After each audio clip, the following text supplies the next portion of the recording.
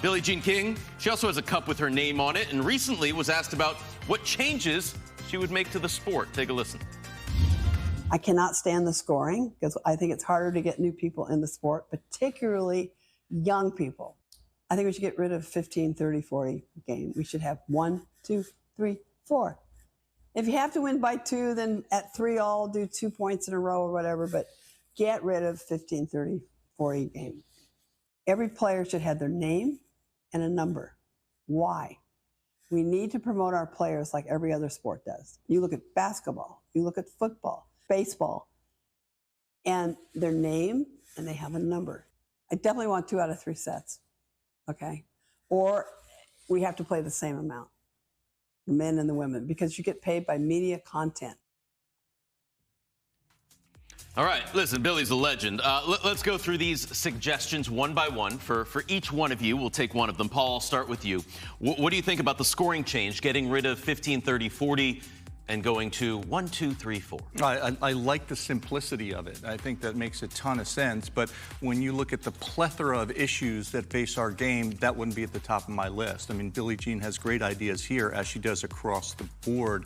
I would look at most of these as the micro issues, though, not the macro. But that doesn't mean disregard them. That means look at them after the macro issues.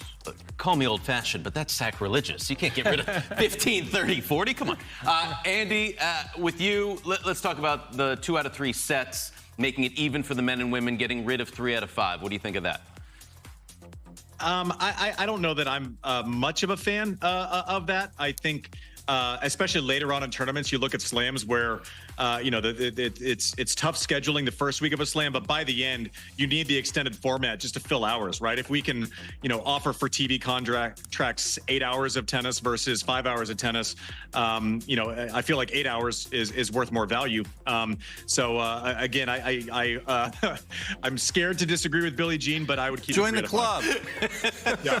All right, I feel like you guys are walking very lightly. Go ahead, right now. Knowlesy. Go ahead. Let's hear what you got to say. So, you got a couple sons that play very high-level football and basketball. They, got names on the back. They got numbers, right?